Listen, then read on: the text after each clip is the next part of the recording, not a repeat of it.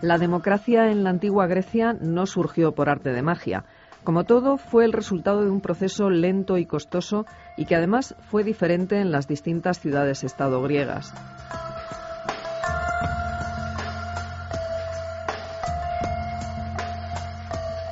Para explicarnos cómo fue este proceso y quiénes fueron los principales protagonistas, nos acompañan hoy en Sin Distancias Jesús Cepeda Ruiz, que es profesor tutor de Historia Antigua en la UNED y doctor en Historia de Grecia, y Pilar Fernández Uriel, que es profesora de Historia Antigua en la UNED.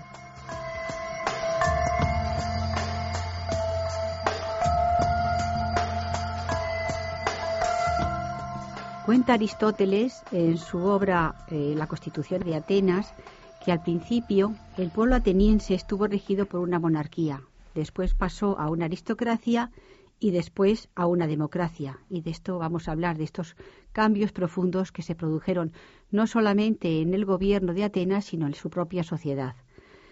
En la época más arcaica, es decir, a partir del siglo IX a.C., cuando comienza el funcionamiento de la polis griega, estas estaban regidas por el estamento social más alto. Eran los aristoi, es decir, los mejores, o los eupátridas, que significa los bien nacidos. Y estos eran los que regían la sociedad. Ellos dominaban las instituciones, ellos dominaban la justicia e incluso eran los que regían las actividades religiosas. Y todo esto lo utilizaban en su propio interés. Y esto así duró aproximadamente 2 siglos.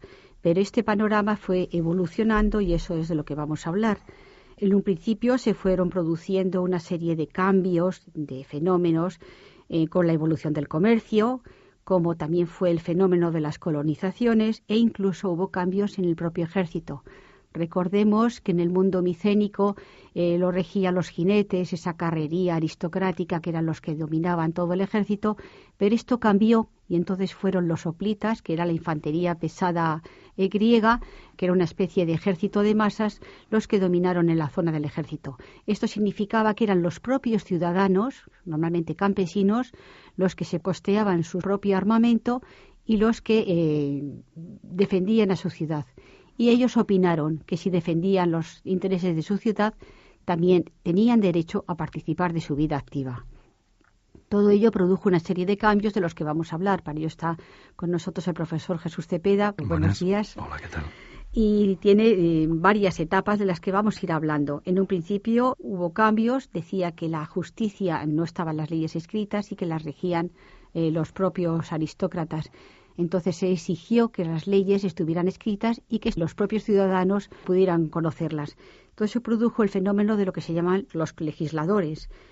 Fueron distintas ciudades, por ejemplo, Cilón de Atenas, aunque Cilón, ¿verdad, Jesús? No sabemos exactamente si fue realmente un legislador o fue un inicio de tiranía lo que hubo en Atenas. ¿Qué opinas tú de ello? Sí, yo creo que es de esos personajes que entra dentro de la pseudoleyenda, ¿verdad? Quizá con personajes más cercanos como Solón lo tenemos más claro, su legislación, todas sus reformas, pero en el caso de Cilón sí es cierto que puede haber ciertas dudas sobre ese origen, sobre esa funcionalidad, pero qué duda cabe que una de las cosas más cruciales, como dices, es esa evolución, ¿no?, que van teniendo las instituciones, cómo van a ir pasando por distintas fases, porque claro, cuando la gente escucha mundo griego, cuna de la democracia, claro, eso no salió de la noche a la mañana, eso tuvo una evolución, tuvo una serie de instituciones por las que la gente, los ciudadanos tuvieron que luchar, ¿no? No fue gratuito, no fue gratis, hubo muchísima sangre, hubo mucho esfuerzo y desde luego estamos hablando de una serie de legisladores, tanto en el caso de Cilón como el propio Solón, que conoces perfectamente, en donde abordan una serie de reformas que van a ser un poquito el camino, la ayuda para intentar llegar a esa democracia, ¿no?, que conocemos. Efectivamente, porque además los mismos campesinos, por las levas militares que se hacían, por otra serie de circunstancias, estaban perdiendo no solamente sus tierras en favor de los ricos que tenían que pedir préstamo y a cambio ponían no solamente sus tierras, sino su propia persona, porque llegaron incluso a estar ciudadanos atenienses en esclavitud, que eso fue un auténtico escándalo. Entonces, cuando llega Solón, efectivamente, en torno al siglo VI a.C., propone una serie de puntos fundamentalísimos. Uno de ellos es el fenómeno de las Exarquías. Exarquía significa literalmente la abolición de las cargas y es simplemente la abolición de las deudas de los ciudadanos para que recuperaran su libertad.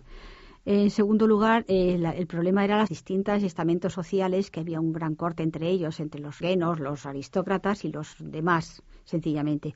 Entonces se hizo una división en 4 clases censadas, que fue fundamental, y finalmente hizo una serie de formas constitucionales, como la reforma del contado, la eclesía, que entonces no tenía prácticamente ninguna importancia y que es la Asamblea Popular Ateniense de los ciudadanos, aunque no todos podían participar, pero no todos tenían los mismos derechos ciudadanos, la Bulé, que es absolutamente nueva, que es el Consejo, y algo también interesante que fueron la eleía, que es los tribunales populares. Uh-huh.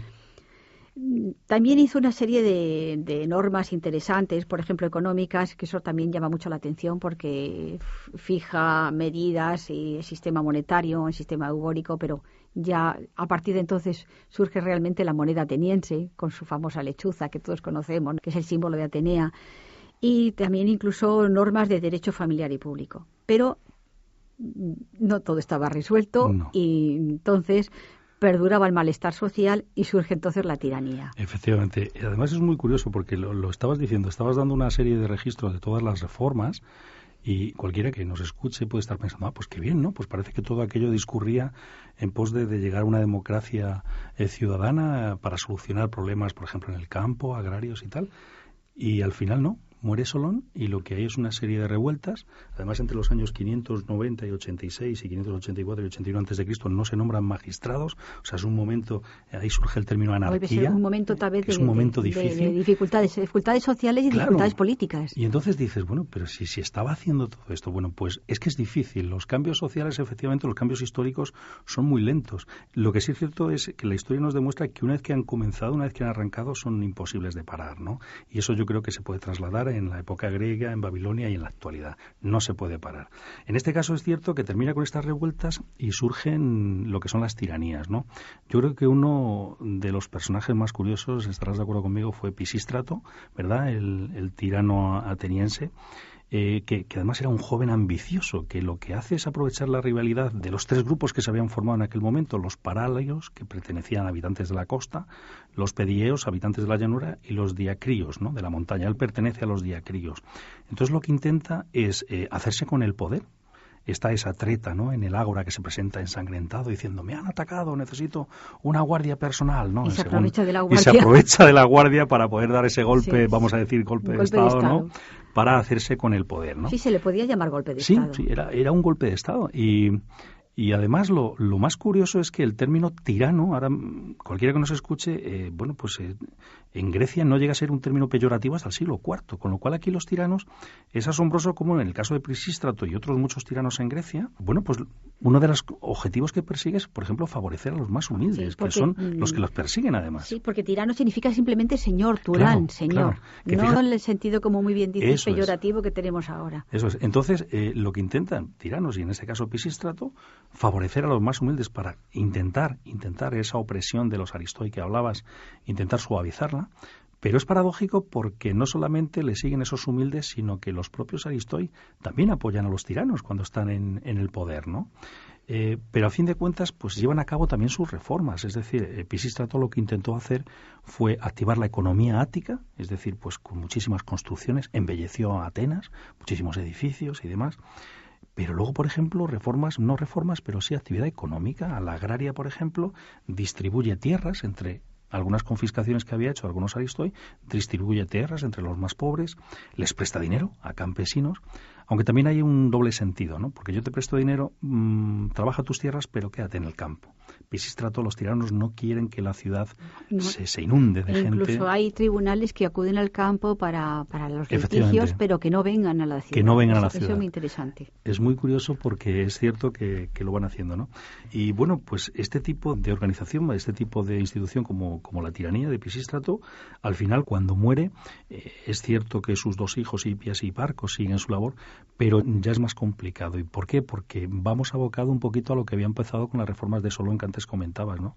A cómo el ciudadano cada vez quiere participar más. Y aunque vengan épocas como la de Pisístrato, que fue una tiranía de 19 años en distintos intervalos, que también fue exiliado, era imparable. Y entonces ya surgen todas las reformas de Clístenes y demás. Clístenes, que es realmente se le considera el padre de la democracia, y si eso es cierto, si la gran reforma de Clístenes, que son dos grandes coordenadas, la territorial que los divide en demos, y sobre todo la gran coordenada institucional en que consolida definitivamente las instituciones democráticas, la bulé, la eclesía, pierde ya el poder totalmente el areópago, que era el reducto de los aristocracia, cuando llega definitivamente en torno al año 490-480, que son las guerras médicas, pues encontramos a una Atenas absolutamente democrática gracias al final de la que se llama la democracia radical con Efialtes y Pericles. Y dice Heródoto que muy bien que estableció Clístenes a los atenienses la democracia, y realmente fue él. Es el padre de la democracia, como les decía. Pero realmente el protagonismo de Atenas en las guerras médicas, su evolución social, su evolución económica, porque realmente una evolución social sin una hegemonía económica no consigue nada, pues hace que esos 50 años posteriores, desde el 480 al 450, encontremos esa esplendorosa Atenas, en que siempre nos ha maravillado la humanidad, pero había hecho falta, como muy bien dices, 2 siglos largos de evolución, en que de sufrimientos, de cambios y de transformaciones, nada más. De todas formas, permíteme apuntar una cosita, si te parece, y es que por ver que la historia está viva y que la podemos trasladar hasta nuestros días, ¿te acuerdas? Una de las reformas de Clístenes es la institución del ostracismo, ¿verdad?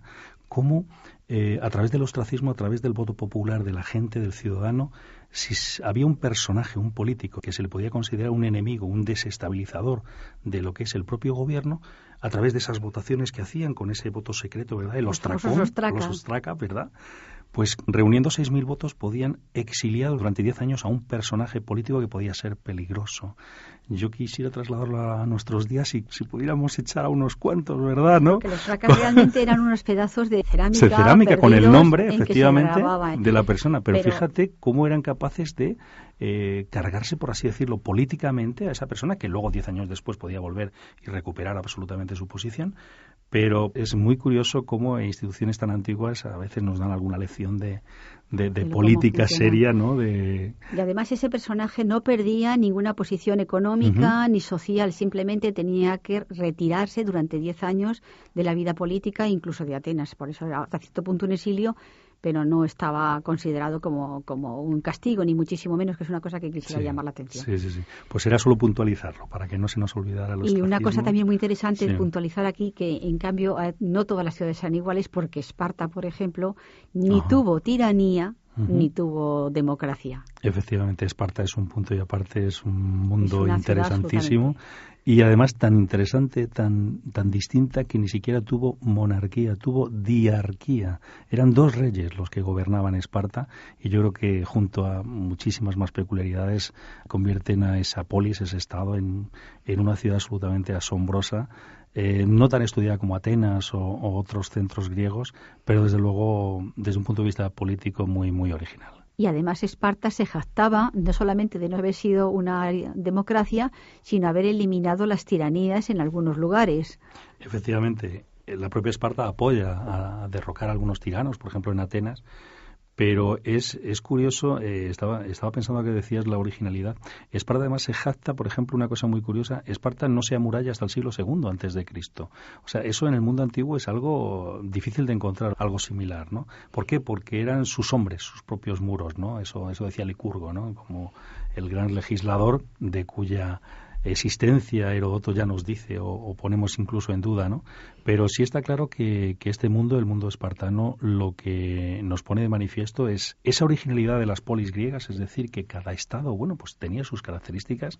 El espartano en concreto, la verdad es que se separa un poquito de lo que es la lógica. No solamente, por ejemplo, porque esa diarquía como muy peculiar, ¿no? Cuando en los demás sitios solamente existía un rey, ¿no? Pues aquí tenemos 2.